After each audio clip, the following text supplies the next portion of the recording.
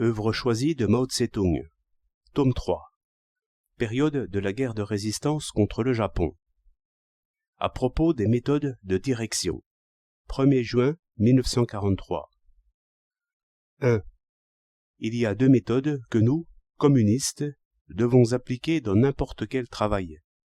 L'une consiste à lier le général au particulier, l'autre à lier la direction aux masses. 2. Pour l'accomplissement de quelque tâche que ce soit, il est impossible, sans lancer un appel général, d'entraîner les masses à l'action. Mais si les dirigeants se bornent à cet appel, s'ils ne s'occupent pas personnellement, de façon concrète et approfondie, dans quelques-unes des organisations, de l'exécution du travail pour lequel ils ont lancé l'appel, en sorte que, après avoir obtenu un premier résultat, ils puissent, grâce à l'expérience acquise, orienter le travail dans les autres secteurs qu'ils dirigent, ils ne seront pas à même de vérifier si l'appareil général est juste, ni d'enrichir son contenu, et cet appel général risque alors de n'aboutir à rien. Ainsi, en 1942, au cours du mouvement de rectification, des succès ont été remportés là où on a su lier l'appareil général à une direction concrète dans tel ou tel secteur particulier.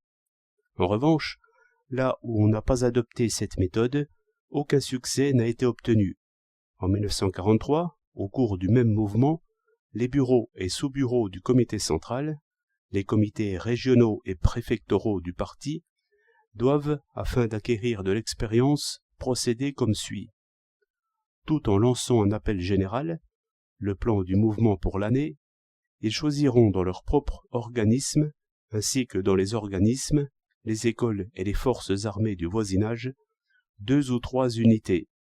Il n'est pas nécessaire d'en prendre beaucoup, qu'ils soumettront à une étude approfondie pour saisir dans le détail comment s'y déroule le mouvement de rectification, et pour examiner de près le cas de quelques membres représentatifs du personnel.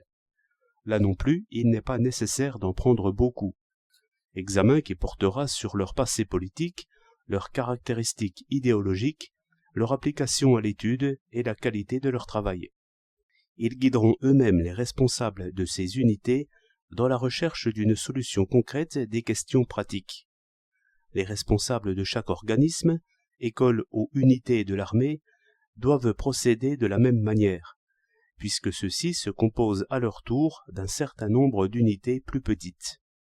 C'est là aussi une méthode qui permet d'apprendre tout en dirigeant. Aucun responsable ne peut assumer la direction générale des unités qui lui sont confiées s'il n'acquiert pas l'expérience pratique dans quelques-unes d'entre elles, auprès de certaines personnes et sur des questions déterminées. Il faut populariser largement cette méthode afin que les cadres dirigeants à tous les échelons sachent l'appliquer. 3. L'expérience de 1942 a par ailleurs démontré que, pour assurer le succès du mouvement de rectification, il est nécessaire, au cours même du mouvement, de former dans chaque unité un groupe dirigeant composé d'un petit nombre d'éléments actifs réunis autour du principal responsable, et d'assurer la liaison étroite de ce groupe dirigeant avec les larges masses qui participent au mouvement. Si actif que soit le groupe dirigeant, son activité se réduirait à l'effort infécond d'une poignée de gens, si elle n'était pas liée avec celle des larges masses. Mais, d'autre part, l'activité des larges masses, qui n'est pas orientée comme il convient par un fort groupe dirigeant, ne peut se maintenir longtemps, ni se développer dans une direction juste et s'élever à un niveau supérieur. Les masses, en tout lieu, comprennent grosso modo 3 sortes d'éléments. Ceux qui sont relativement actifs, ceux qui sont relativement arriérés et ceux qui sont entre les deux. C'est pourquoi les dirigeants doivent être capables de réunir autour d'eux le petit nombre des éléments actifs et s'appuyer sur ces derniers pour élever le niveau des éléments intermédiaires et rallier les éléments arriérés. Un groupe dirigeant vraiment uni et lié aux masses se constituera progressivement, dans la lutte même des masses et non à l'écart de celles-ci. Dans la majorité des cas, le groupe dirigeant ne doit ni ne peut rester immuable dans sa composition, du début à la fin d'une grande lutte.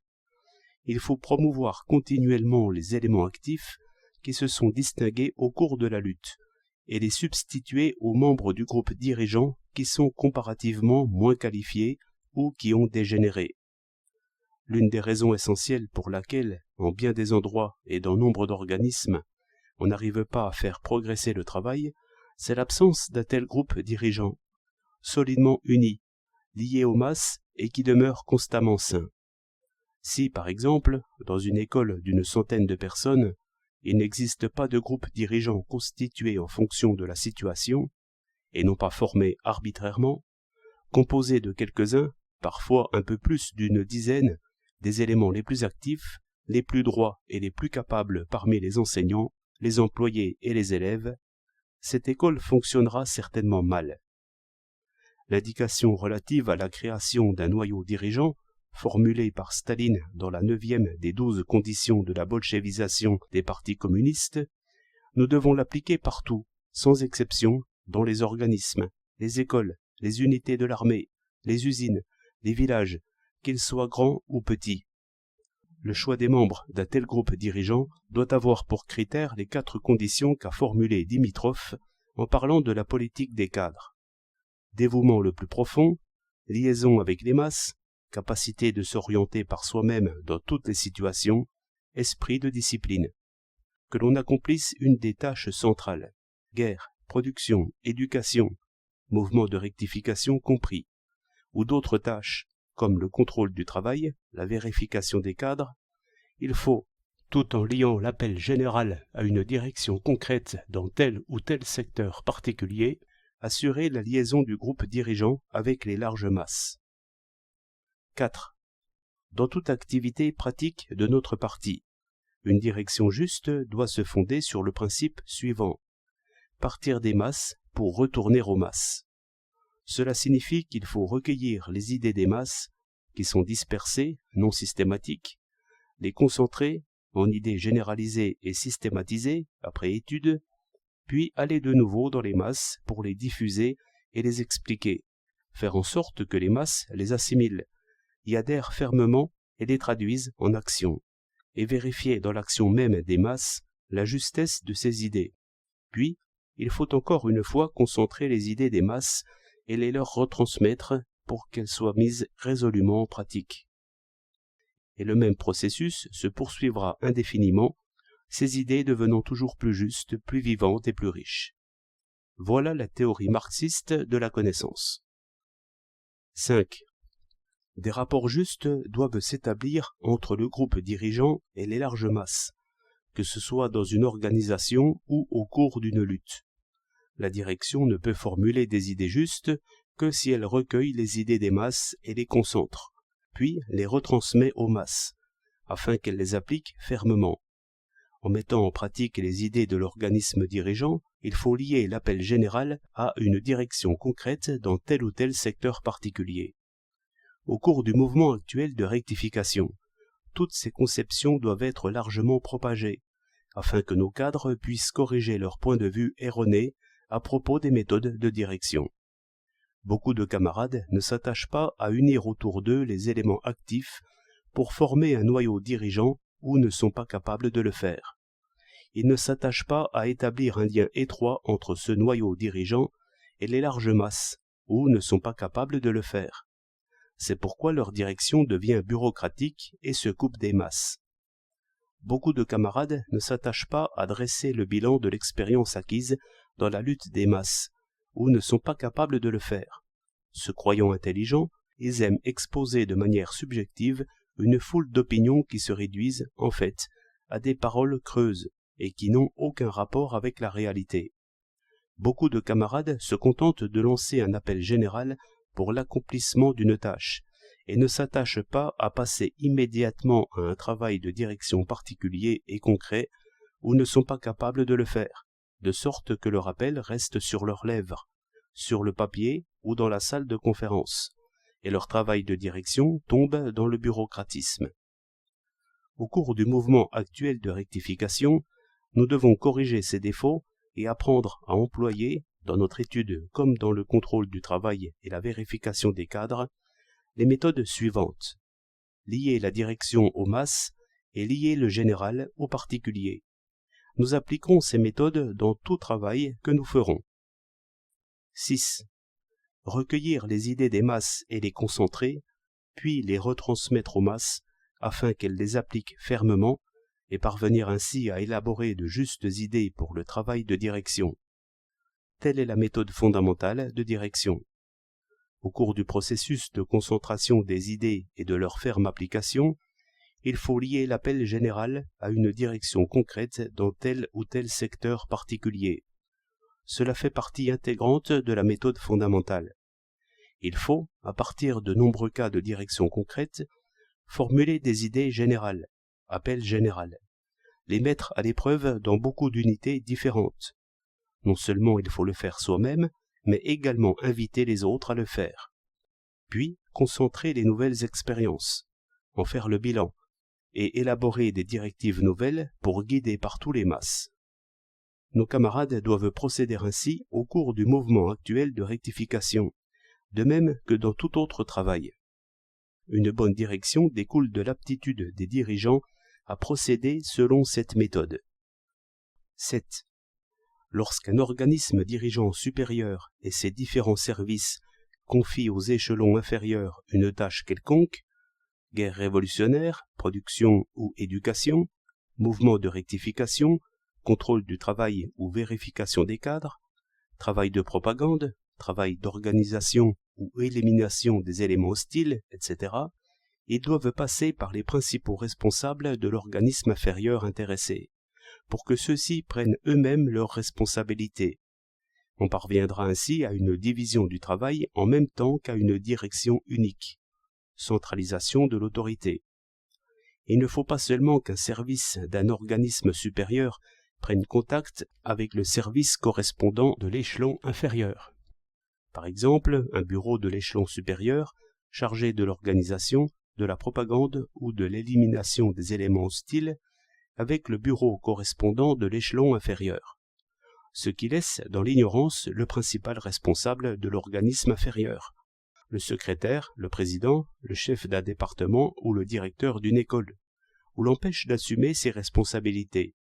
Il faut que le principal responsable et les personnes responsables qui lui sont immédiatement subordonnés soient tous informés de la tâche assignée et répondent de son exécution.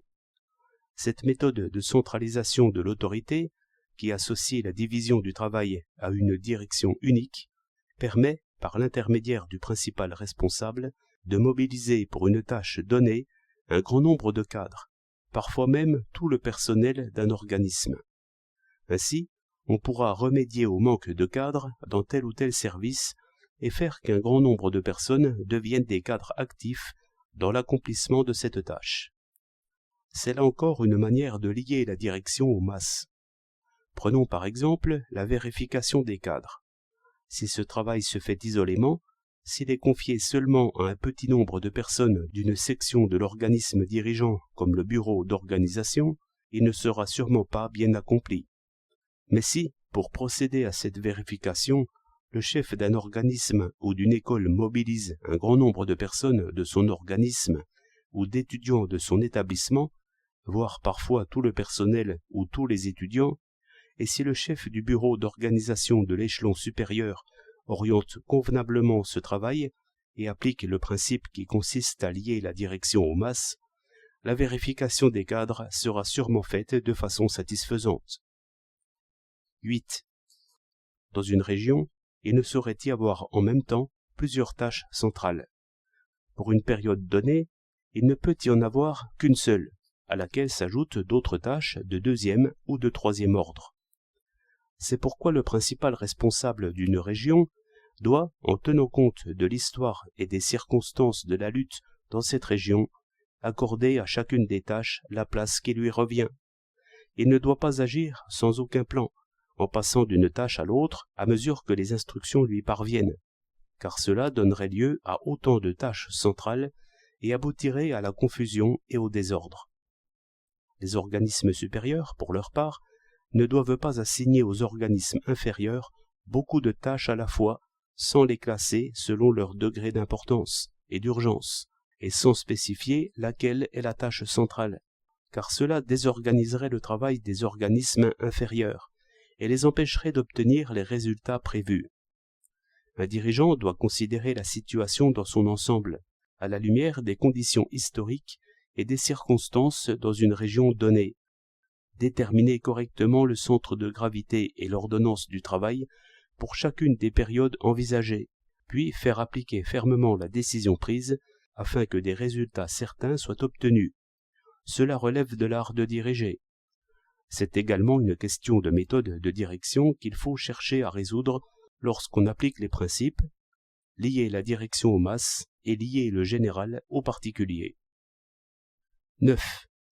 Nous n'allons pas épuiser ici tous les éléments du problème des méthodes de direction, mais nous espérons qu'à la lumière des principes qui viennent d'être exposés, les camarades, dans les différentes régions, se livreront à de sérieuses réflexions et feront appel à leurs facultés créatrices.